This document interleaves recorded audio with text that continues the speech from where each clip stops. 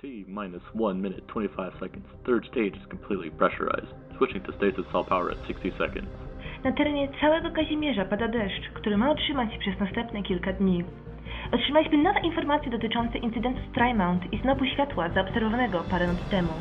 T minus 50 seconds. Control is reporting all is green within the hammer. Power has been switched to stasis all. The guided systems will come on at 17 seconds. All is looking good. T minus 40 seconds. Second stage is completely pressurized. トリーマウントから放たれた閃光が空に穴を開ける事件が発生しました。噂話や陰謀論だと伝えられてきたこの作られた空、試練の事件によるライン生命が事件に重要な関わりを持っていると疑われています。T minus 30 seconds.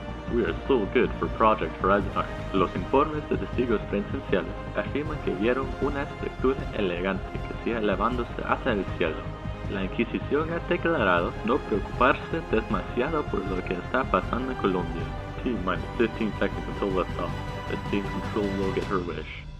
10, 9, 8, 7, 6, 5, 4, 3, 2, 1. We have ignition. We have a liftoff.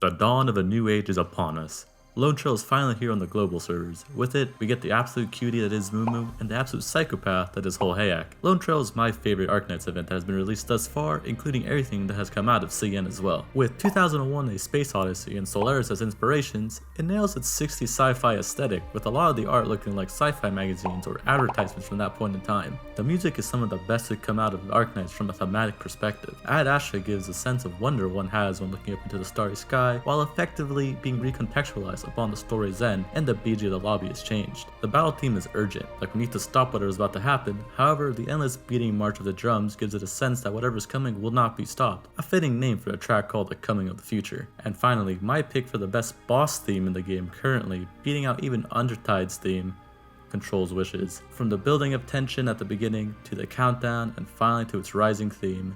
By music alone, it makes us feel that we ourselves are both piercing the sky, as well as witnessing a monumentous moment in history, which segues nicely to the story aspect, a story involving all manners of themes and lore bombs, the flaws of American exceptionalism, the lore surrounding Doctor and Priestess, and more importantly, the conviction and sacrifices people will make to see their ambitions and dreams come into reality, and only one stands out in that aspect. A conviction so strong that in a meta sense breaks the naming convention of Arknight stages.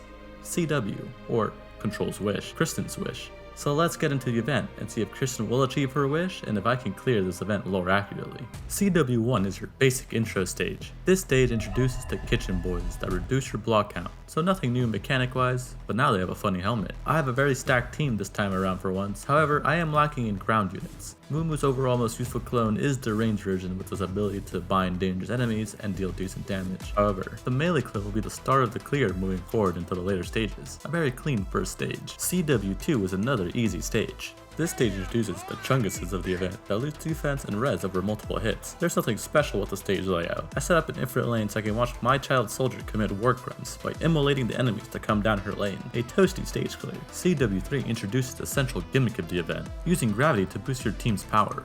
However, despite my team being full of scientists, they do not believe in gravity, since I have a lack of units that can effectively change the gravity if it ever gets flipped mid-stage. So for the most part, I'll be trying to protect the switches from being stepped on. It also introduces the jetpack boys that with enough speed will take off, becoming an aerial unit, which is no bueno. Luckily, this stage comes with a very convenient Ifrit tile, and I let Mumu and Ifrit solo the bottom lane. Hole is used as the main DPS in the upper lane, with Monster protecting the gravity switch.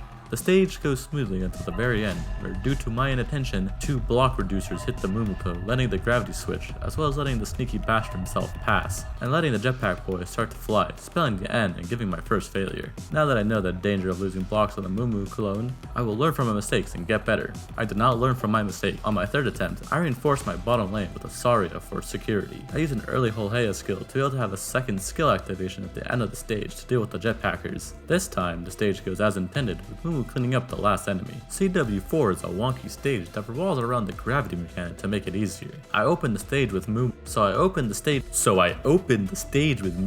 there we go, and play Sorry on the left side to catch the dog. Now the talk on the playground is that olheyak is bad in dog water, but don't worry olheyak enjoyers, I'm here to stand on your side and tell everyone, she's at least not dog water. She's placed on the bottom lane to deal with the jetpackers that are able to take off, and that is where she shines. She's able to silence the bottom lane, making the possible difficulty of this stage dealing with all the aerial enemies into a non-issue. Kalset holds the top lane with Mumu supporting her, leading to an easy stage clear, all thanks to olheyak's silence niche. CW5 is a very dangerous stage due to the enemies and layout. This stage introduces the missile on wheels that require 3 blocks. If any of the enemies that come out of the right box make it to the gravity switch, it's essentially game over for my team. Luckily, the right side sports an Ifrit lane that goes the direction of gravity. On my first attempt, a dog slips past Ifrit, but I choose to dive by my own hands and set monster on the button to end my first attempt. On the second attempt, I switch an early Ifrit for an early olheyak that easily deals with the first rush of enemies on the right side. However, my team gets overrun on the left and right side, leading to another failure. On the third attempt, the enemies get to the gravity switch, which leads to Saria exploding via vehicular manslaughter.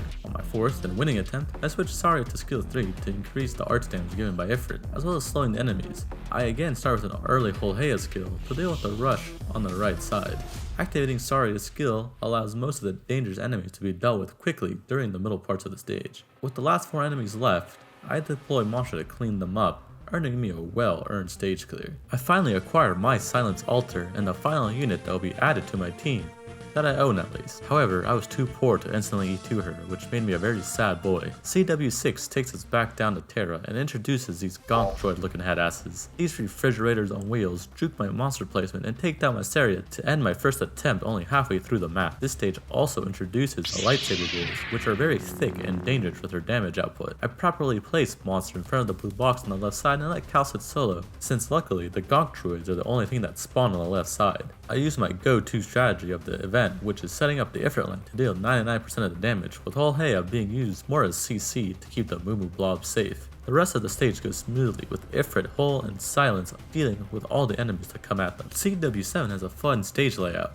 if you have units that can abuse the gravity mechanic and beat the enemies with the balls, which I attempt to do with the fast redeploy Spine Demon. While I have fun with the balls, I set up the usual strategy. I set up the right side with an Ifrit lane and then a olheyak as an insurance policy in case the Mumu clone goes down. The final rush of lightsaber boys and chunguses seems dangerous, but I activate Saria's skill to slow them and let Ifrit cook them all alive. Another easy stage clear. CWA is another fun gimmick stage that I'm not allowed to participate in due to my lack of ground units being able to push the balls around. I set up the good old reliable death trap for Ifrit's barbecue, and monster is placed behind to deal with anyone that is left after the Mumu clone goes down. olheyak is used to deal a bit of extra damage with her S3. After that is all set up, I wait as I watch monster brutally tear up those who escape immolation by Teenager. Another first try map clear. Thanks to the shop, I'm finally able to escape Arknights' poverty due to the LMB in the shop, which I immediately spent to E2 my Silence because she looks very nice and deserves it. However, this does send me back down to the depth. CW9 is a tricky stage due to its layout. I can't use my old reliable due to how the range tiles are placed. I'm forced to spread my team out, which causes a little bit of concern. This stage introduces Robocop that requires 4 block, and he also does a funny little self-destruct once you take him down to 0. However, my very just okay caster olheyak comes to my rescue since you can silence this explosion, rendering him pretty much irrelevant. The rest of the map goes smoothly with olheyak sweeping the last enemy into a stage clear. We have finally reached the boss stage. The opening of this stage is rough, with the lack of DP generation on my team and suitable blockers. The rocket, the chungus, and the giant swarm of dogs prove a tight opening for my team. Normally, you could use the blue Eldritch Abomination to deal with the swarm, or you could use the power of gravity and beat the canines to death with balls. Alas, my team of scientists does not believe in the power of gravity, so I'm forced to find a different way of dealing with the problem. After a few attempts, I'm finally able to pass the opening with the help of Saria blocking and using olheyak as the Void operator to deal with the rushes to only run into the second problem of the stage, Kristen and her balls. While not a real threat on her own, the space balls make for quite the annoyance to my team. I failed to set up my team in a way that is able to deal with the space balls, which becomes my downfall, because once you phase her, any locked balls on the field explode, which for my pretty fragile team, gets them all killed. On the next attempt, I put Ifrit on ball burning duty on the bottommost lane, which works out. I leave the other 2 balls in the care of olheyak to deal with, but in this, I refuse to put monster on the topmost tile that would change to gravity, which would put the balls out of her range. This leads to my downfall since monster perishes to the lightsaber and my team just kinda falls apart afterwards, leading to another failure. I switch Ifrit to S3 to try something new and exciting. I then proceed to not pass the initial rush for the next 2 attempts. Getting past the start, I enacted my plan, a Saria S3 boosting Ifrit's S3, and it doesn't do as much as I hoped. Now you attendant viewers might have noticed someone is missing from my squad that would help with my damage. Where's Montes? However, I wish to be an ethical company that does not employ the use of child soldiers. I set up an infinite lane so I can watch my child soldier commit war crimes by immolating the enemies to come down her lane. Ignore that, so I have not been bringing her along for the clears. But with things seemingly looking semi-difficult, I fold and I employ the use of child soldiers. But it's okay, because in space, there are no rules. I start the stage with a Calcit and Monster to deal with the Rocket and the Big Chungus. Mumu is placed with a water blob that eats olheyak to provide decent damage and bind on the enemies. Ifrit on the bottom is placed to deal with a single ball again, and Monster on the switch facing left to destroy the ball when it gets locked. Finally, I place Rosmontis as my final piece and wait for Kristen to come. Once she gets into Saria's range, I activate all the skills to try to burst her down. In a rare occurrence, Rosmontis' S3 goes where I want it, landing on Kristen and the lightsaber dudes. This leads to a very fast phase 1 clear. I place Silence Altar in preparation for the trio of lightsabers and have her tank with her S3 immortality. Things get a little scuffed with Rosmontis perishing, but I am bailed out by Saria's skill coming back in time to save both Silence and Mumu. The SNEK herself activates her skill and takes down Kristen, and all that was left was surviving the last rush of enemies. I sit back as I watch Ifrit and Monster sweep the last few enemies, finally bringing this stage to a close in a much shorter time than anticipated. Good night, Kristen. With that, I have successfully beat Lone Trail lore accurately. This event to date has been the easiest and quickest to complete during the span of this lore accurate series. It was quite refreshing to not have had a complete suffering fest in my pursuit of trying to beat the challenge, though I'm sure some of you watching wish that would have been the case. Those of you that thought the event was too easy, I think you'll be happy with the EX stages and more so the S stages. Well, that has been the video. If you made it this far and enjoyed, consider subscribing and liking the video. Every little bit helps, and I hope you have a good day. Till next time.